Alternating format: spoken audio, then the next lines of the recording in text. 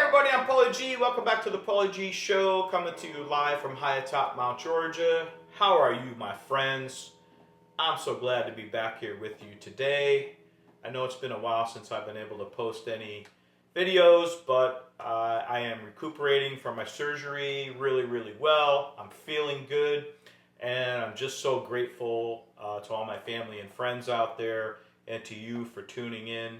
And I'm just delighted to be here with you today to talk about the latest addition to the seemingly ever-growing collection, and that is the Epiphone Riviera. So, when most people, think of Epiphones, they think of guitars that are based on Gibson models, master built, inspired by Gibsons, or Epiphone versions of Gibson guitars. But unlike most of those, this is a replica of one of the original Epiphone models from that time period, the early 60s time period. So Gibson bought Epiphone, I believe in '58, and they just sort of ran parallel to one another, throughout the 60s and 70s until, ultimately Gibson wound up, sort of offshoring Epiphone and, making guitars overseas. But in that time period where Gibson was producing their ES line, or Electric Spanish, by the way, that's what that stands for, ES guitars, the 335, the 345, the 355, Epiphone had their line of hollow and semi-hollow body electric guitars, the Sheraton, the Casino, and the Riviera. And I think most people are probably most familiar with the Casino, and that would be due to the famous John Lennon, guitar that he played, famously on the Rooftop and on the later, Beatles albums. That natural finish guitar with the two P90 pickups. Interestingly, that was not the original finish of that guitar. I believe it was a Sunburst, although I couldn't say for sure. But at some point, he became of the mindset that the guitar needed to have all of the finish stripped away in order to get the most possible resonance out of the guitar. So he had someone strip away all the lacquer and whatever finish coating was on that guitar. And I actually stood right next to that guitar at the Rock and Roll Hall of Fame a number of years ago, and I got to tell you, the goosebumps are still there. To see that guitar is like, whoa, But that is a full hollow body guitar, as evidenced by the dog ear P90s, which are the P90s with the two tabs that screw that pickup into the top of the guitar. Whereas the Sheraton and the Riviera are semi-hollow. They have a center block, which allows the mounting of, a regular type of pickup. So, when they started to reissue these a few years ago, I had been lusting after this for, quite a while. And there's a number of reasons for that, and I'll try to list them in no particular order. The first is the color, and it probably doesn't show up that well on the camera. But it just has this, stunning metallic red finish that they call sparkling burgundy, although it's really not. Burgundy's kind of a dark purple color, and I don't know why they use that. But anyway, I love the finish of this guitar. They make it in this color and then also in a light sort of burst finish. And I think that's true to what the original versions were back in the 60s. So the color was super attractive to me. Another reason I had wanted one was evidenced by the intro. I'm a huge Oasis fan. I love Noel Gallagher's songwriting, and I love his guitar playing and his chord structures and things. And the first two albums in particular, I'm just crazy about. To me, they're almost like the same album. The songs could just fit on either one. They produced them, pretty quick succession to one another, and the production was really the same. And a lot of those tracks were done on a Riviera and just a bunch of Marshalls on 11, and just that power is a sound I've always been crazy about. And that's due in no small part, I think, to my next reason for wanting this was I've been long wanting a guitar that has the mini humbucker pickup on it. So this is my first guitar with mini humbuckers. So what's the story with those?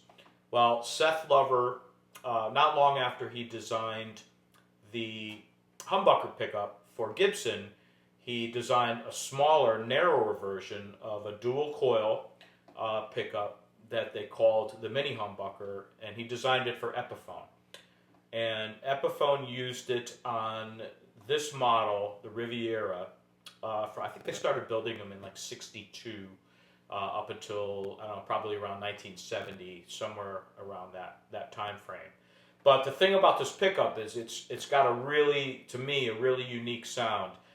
It's really not anything like a humbucker, a full-size humbucker, or a P90. It's really got its own thing. It's got just a tremendous amount of bark and bite to it. And, you know, with these demos, I never use pedals, but if you use, you know, distortion pedals and things, you can just get the most gritty, powerful sound out of these. I just think they're, you know, a super cool pickup. Now, the thing about these is Epiphone had a bunch of these pickups made, but this guitar was not a high production guitar. They didn't really sell a lot of these. So they wound up having a huge overstock of these mini humbucker pickups.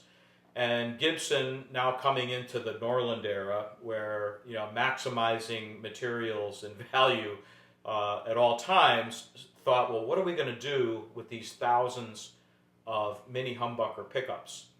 And somewhere along the line, one of their guitar assemblers or techs or what have you discovered that conveniently the mini humbucker fits perfectly into the routing of a P90 guitar body. So Gibson in around '72 came up with the Les Paul Deluxe. So that's a Les Paul with two mini humbuckers on it. And that's another guitar that unfortunately I have a tremendous lust for, mainly because another hero of mine, Pete Townshend, famously played those from like '72 on. So when they did the Quadrophenia album, I know he played that guitar or some of those guitars on that album a lot. And then that tour and every tour subsequent to that, for the most part, up until, you know, more recently, he always had Les Pauls, at least a couple of them, with the mini humbuckers on it. And you know, he loved those pickups a lot. Although his most famous one, the number 5 with the big 5 on it, has the mini humbuckers, and then he put a regular size humbucker in the center. That was a custom build that he had, you know, his guitar tech or someone put together for him. But being a huge Pete Townshend fan, that's another guitar that I'm going to try not to buy, but man, I would really love to have a Les Paul Deluxe with, you know, and they're reissuing them, you know, Gibson, they're no dummies, you know, they know there's people out there like me that still want them, so they just came out with a new line of Les Paul Deluxes with the mini humbuckers on it. But, you know, I'm going to try to behave myself and, you know, before I buy that, either sell a couple guitars or just, you know, just not do it. One other reason I'll point out that I thought this guitar, or think this guitar is super cool, is the tailpiece.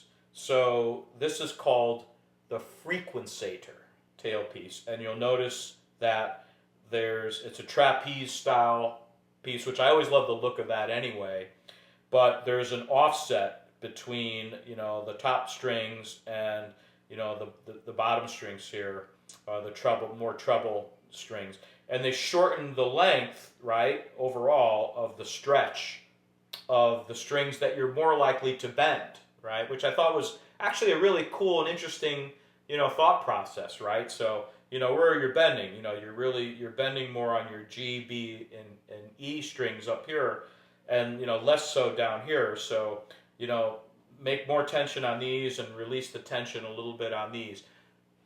Do I notice the feel of the difference? I don't know. Not really. I'm not good enough player to really say, you know, whether or not it makes a difference.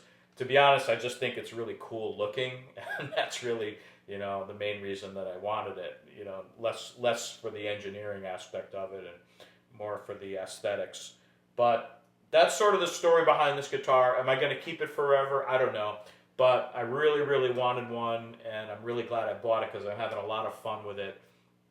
And it scratched a bunch of itches for me in terms of, things that I was looking for in a guitar. So, again, it's always one of these things where this isn't a super expensive guitar. So if I turn around and sell it, it's low risk.